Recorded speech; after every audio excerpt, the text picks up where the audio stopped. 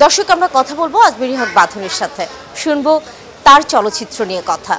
কেমন আছেন বাঁধন? খুব ভালো আছি। আপনি কেমন আছেন? ভীষণ রকম ভালো আছি। বাংলা চলচ্চিত্রের একটা নবজোয়ার আমরা দেখতে পাচ্ছি।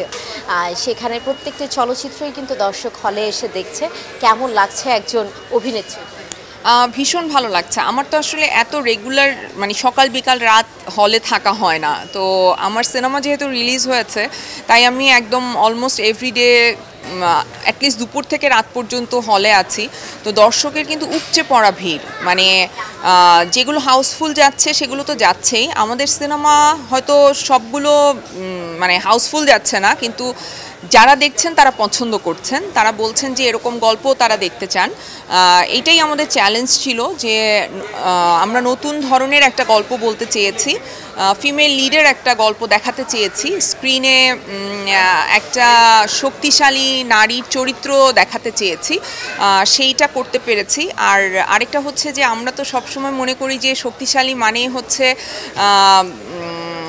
সেইখানে ভায়োলেন্স খুব বেশি থাকবে, মানে আমরা সবসময় অন্যায়কে বা অবিচারকে বা একটা ক্রিমিনালকে সবসময় গ্লোরিফাই করি ফিল্মে, যেহেতু অডিয়েন্স এটা খুব পছন্দ করে যে যে ভায়োলেন্স করছে তাকে গ্লোরিফাই করছি, তাকে হিরো বানাচ্ছি এবং আলটিমেটলি সেই সিনেমা হিট হচ্ছে।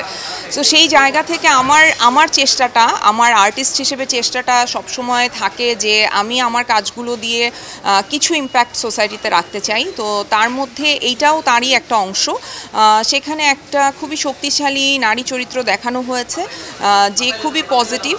তার লাইফেও অনেক ধরনের ক্রাইসিস আছে, অনেক ধরনের সংকট আছে, কিন্তু তারপরেও সে আলটিমেটলি জিতে যায় এবং জিতে গিয়েও আবার হেরে যায়। সো খুব ইন্টারেস্টিং টুইস্ট আছে এই গল্পে, আর অনেকগুলো মেসেজ আছে যেগুলো সমাজের জন্য খুব জরুরি।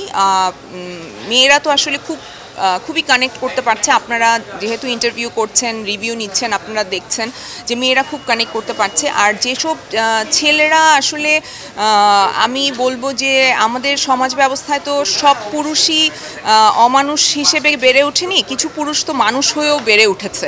সো সেই পুরুষগুলো যখন দেখছেন, তারা এত সুন্দর চমৎকার রিভিউ দিচ্ছেন, যা এত সুন্দর করে বলছেন যে এই ধরনের সিনেমা আরও হওয়া উচিত, কোন কোন জায়গাগুলো তাদের ভালো লেগেছে, এইগুলো আসলে আমাকে ভীষণ আনন্দিত করে। কারণ আমি আসলে ওই সমাজ ব্যবস্থা দেখতে চাই যেখানে আসলে পুরুষতান্ত্রিক সমাজ ব্যবস্থায় বেড়ে ওঠা পুরুষগুলো না, আমাদের আশেপাশে থাকবে পুরুষতান্ত্রিক সমাজ ব্যবস্থায় বেড়ে ওঠা মানুষগুলো, যে এই সমাজ ব্যবস্থা থেকেও মানুষ হয়ে নিজেকে গড়ে তুলতে পেরেছে। সো সেই মানুষগুলো হয়তো আমাদের সিনেমা দেখছে, তাই তাদের কাছে ভালো লাগছে। সো আমি খুবই গ্রেটফুল আমার অডিয়েন্সের কাছে, যারাই আসছেন, যারাই দেখছেন, তারা আমাদেরকে সাপোর্ট করছেন, এবং এই সাপোর্টটা দিয়ে গেলে আমি আশা করি যে পরবর্তীতে ডিরেক্টর প্রডিউসাররা এ ধরনের সিনেমা বানানোর সাহস করবে। বাঁধনবাবু, আপনার কাছে জানতে চাইবো যে এশা মার্ডার যখন এসেছে, এশা মার্ডারের দ্বিতীয় কোনো পার্ট আনার চিন্তা আপনারা করবেন কিনা? এটা তো ডিপেন্ড করবে আসলে ডিরেক্টর প্রডিউসারের উপর, আর এইটা কতটুকু সাকসেসফুল হলো তার উপরে। যদি আমার ডিরেক্টর মনে করে যে এটা পার্ট 2 করবে, তাহলে তো আমি আমার চাইতে বেশি কেউ খুশি হবে না। সো দেখা যাক। আপনি বেশ অন্যায়ের বিরুদ্ধে সবসময়ই কণ্ঠ তোলেন, আমরা এর আগেও দেখেছি। এই যে অন্যায়ের বিরুদ্ধে কণ্ঠ তুলছেন, নিজে কি কখনো অন্যায়ের ভেতর থেকে যান যে আপনার পরে কোনো অন্যায় হয়? বুঝিনি। অন্যায় যেখানে দেখছেন আপনি কণ্ঠ তুলছেন, এবং আমরা গণ অভ্যুত্থানেও দেখেছি যে আপনি একেবারে রাস্তায় নেমে এসেছেন, বৃষ্টিতে নেমে এসেছেন খুব সাদামাটাভাবে। ব্যক্তি বাঁধনের সাথে যদি কখনো অন্যায় হয়, তখন বাঁধন কী করে? আমি আমার সাথে হয়ে যাওয়া অনেক অন্যায় অবিচার সহ্য করেছি মুখ বুজে একটা সময় পর্যন্ত। তারপরে আমি প্রতিবাদটা করতে শিখে গেছি, এবং আমি আমার অধিকার স্বাধীনতা ছিনিয়ে নিতে শিখে গেছি, এবং আমি উপলব্ধি করেছি যে আমি যে শিক্ষাটা নিতে পেরেছি জীবন থেকে, যে স্বাধীনতা ছিনিয়ে নিতে হয়, অধিকার ছিনিয়ে নিতে হয়, আমার এই সমাজ ব্যবস্থা, রাষ্ট্র ব্যবস্থা আমাকে দিবে না। আমি চাই আমার এই শক্তিটা, আমার এই শিক্ষাটা প্রত্যেকটা মেয়ের ভেতরে ছড়িয়ে যাক। আমি এটা এটা আমার ভালো লাগা। আমাকে যখন আসলে ইয়াং মেয়েরা এসে বলে যে আপু আপনার এই কথাটা আমাকে ইন্সপায়ার করে, আপনি এই কাজটা করেছিলেন এটা আমাকে ইন্সপায়ার করে, আপনাকে আমি ফলো করি, আমার খুব ভালো লাগে। এবং আমার ফ্যান বেস কিন্তু খুবই ইয়াং এইজ মেয়েরা এবং অনেক ছেলেরাও। মানে মানুষ বেশিরভাগ সময় আমাকে ভুল বুঝে যে আমি মনে হয় ছেলেদেরকে পছন্দ করি না, এরকম না কিন্তু। হ্যাঁ, অনেক পুরুষ আমার জীবনে আছে যারা আমার জন্য অনেক অনেক মানে সাপোর্ট হিসেবে, আমার সাপোর্ট সিস্টেম হিসেবে কাজ করেছে বা করছে। আজমেরী হক বাঁধন সবসময় পোশাক নিয়ে আলোচিত, এবং আজকে বাঁধন যে শাড়িটি পরে আছে, শাড়িটি কোথা থেকে? এটা খুবই ফেমাস একজন ডিজাইনার, বাংলাদেশের, ইন্টারন্যাশনালি সে ফেমাস, বিবি রাসেল।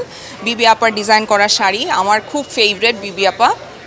সো আমি ওনার মতিঝিলে ওনার একটা আউটলেট আছে, ওখানে গিয়েছিলাম আমার একটা কাজে। তো তখন আসলে ওনার ওখানে কিছু প্রোডাক্ট আমার এত পছন্দ হয়েছে যে আমি কিনে ফেলেছি, এটা তার মধ্যে একটা।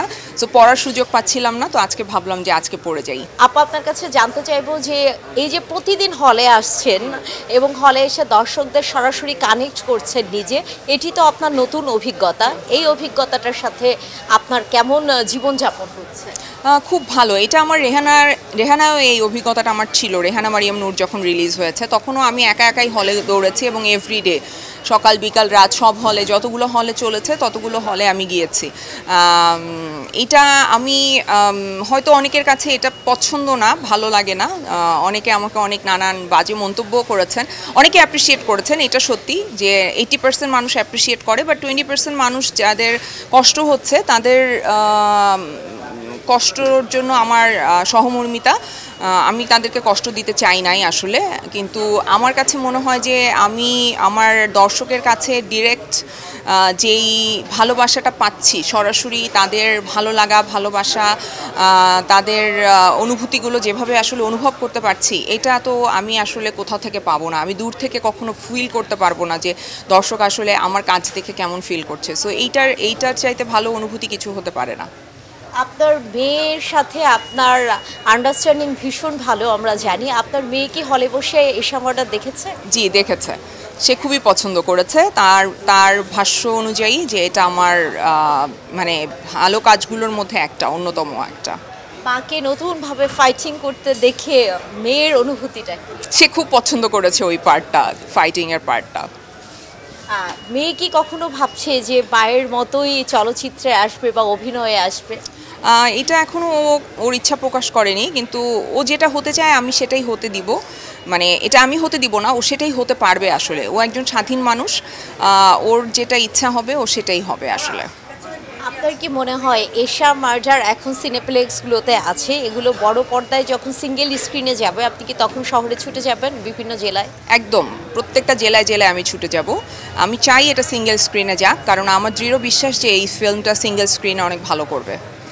বাঁধনকে আমরা দেখতে পাচ্ছি যে সে নিজে যে টিকিট করছে, তো টিকিট করার সময় বাঁধনের অনুভূতি কি হচ্ছে, বা যারা টিকিট বিক্রি করছে বাঁধনকে দেখে তারা কিছু বলছে কিনা? হ্যাঁ, তারা তো বলছে, তারা সবচেয়ে অবাক হচ্ছে যে আমি কাউন্টারে দাঁড়িয়ে অন্যদেরকে ইনফ্লুয়েন্স করছি যে আপনারা এশা মার্ডার দেখেন, এশা মার্ডার দেখেন। তো ওরা তখন হেসে ফেলছে আসলে, টিকিট কাউন্টারে যারা আছে, যে মানে আমি দাঁড়িয়ে দাঁড়িয়ে ওদেরকে ইনফ্লুয়েন্স করার চেষ্টা করছি যে এশা মার্ডার দেখেন। আর আমি টিকিট কিনছি, কিছু হয় না যে আমার ফ্রেন্ডরা আসবে, তারা হয়তো লাস্ট মোমেন্টে টিকিট নাও পেতে পারে বা ভালো সিটগুলো নাও পেতে পারে। আমি যেহেতু অনেক আর্লি চলে আসছি তাই আমি কিনে নিয়েছি। আর সিনেপ্লেক্সের কাছে তো আমরা আসলে গ্রেটফুল ভীষণভাবে। আমাদের তো টিকিট লাগছে না, আমরা তো এমনি র্যান্ডামলি ঢুকে যাচ্ছি, দেখছি, হলে যাচ্ছি। আর হাউসফুল না হওয়া সত্ত্বেও সিনেপ্লেক্স আমাদেরকে সাপোর্ট করছে, আমাদের সিনেমাটা এখনও চালাচ্ছে। এইটার জন্য আমি আসলে সিনেপ্লেক্সের কাছে অনেক গ্রেটফুল। এটা রেহানা মারিয়াম নূরের সময়ও করেছে তারা। এইটা অনেক ইম্পর্ট্যান্ট যে একটা ইন্ডাস্ট্রি আসলে এইভাবেই দাঁড়াবে, কারণ সবাইকে সাপোর্ট করতে হবে। মানে একই রকমের সিনেমা কিন্তু চালাতে হবে, বা যেই সিনেমাটা সবচেয়ে সুপারহিট যাচ্ছে শুধু সেটাই চালাতে হবে, এই মন মানসিকতা থেকে বের হওয়াটা ভীষণ জরুরি, যেটা সিনেপ্লেক্স করতে পেরেছে। সো আমি সিনেপ্লেক্সের কাছে অসংখ্য মানে খুবই খুবই কৃতজ্ঞ আসলে, এবং অসংখ্য ধন্যবাদ। এবং আপনাকে কখনো র এজেন্ট বাড়ানো হচ্ছে, কখনো আইএস বাড়ানো হচ্ছে, এগুলো আপনি বারবার বলেছেন। হ্যাঁ, এখান থেকে আপনি কি মনে করছেন, কেন আপনার সাথে এটি হচ্ছে? হয়তো আমার কথা বলা বা আমার স্টেটমেন্ট সবার সবসময় পছন্দ হয় না, আর সবাই চায় যে কেউ মানে সবাইকে কোনো না কোনো দলে রাখতে, যে আমি হয় এই দলের সাপোর্টার বা ওদের সাপোর্টার এরকম হতে হবে। কিন্তু একটা মানুষ যে ইন্ডিভিজুয়ালও হতে পারে, তার যে ইন্ডিভিজুয়াল কিছু মতামত থাকতে পারে, এইটাতে বাংলাদেশের মানুষ অভ্যস্ত না। তার উপর আবার যদি একটা মেয়ে এরকম হয়, ছেলেরা তাও হতে পারে, তারা ইন্টেলেকচুয়াল হতে পারেন, তারা বুদ্ধিমান হতে পারেন, তারা অনেক ভালো কথা বলতে পারেন, সেগুলো হয়তো অনেকে মেনে নিতে পারে। কিন্তু একটা মেয়ে যখন কথা বলা শুরু করে তখন সমাজ মেনে নিতে একটু কষ্ট হয়। সো ওরা আসলে আমাকে কোথাও ফেলতে পারছে না বলে ওদের কষ্ট হচ্ছে। সো ওদের জন্য আমার সহমর্মিতা। দর্শকদের জন্য কি বলবেন এবং আপনার হাতে নতুন কোনো কাজ আছে কিনা এটি? এই বছর ইনশাআল্লাহ আমার আরেকটা সিনেমা রিলিজ হবে, মাস্টার, রেজওয়ান শাহরিয়ার সুমিতের, অসম্ভব ভালো একটা কাজ। আর আমি আরেকটা ফিল্মের কাজ শুরু করব এই মাসে ইনশাআল্লাহ, আর আরেকটা ফিল্মের কাজ হওয়ার কথা ডিসেম্বরে। তো দেখা যাক কি হয়। আর দর্শকের জন্য একটাই কথা, আপনারা হলে আসেন, এশা মার্ডার কর্মফল দেখেন, আমাদের সিনেমার পাশে থাকেন, বাংলাদেশের পাশে থাকেন। ধন্যবাদ বাঁধন আপা। দর্শক, আমরা কথা বলছিলাম অভিনেত্রী আজমেরী হক বাঁধনের সাথে। তার নতুন কর্মের যাত্রাও আমরা শুনলাম এবং এশা মার্ডার কর্মফল নিয়ে তার কথা আমরা শুনলাম। বাংলা চলচ্চিত্রে যে নবজোয়ার রয়েছে তা চমৎকারভাবে এগিয়ে যাক, বাংলা চলচ্চিত্র আরও সমৃদ্ধ হোক। সুমনা সুমি, ৭১, ঢাকা।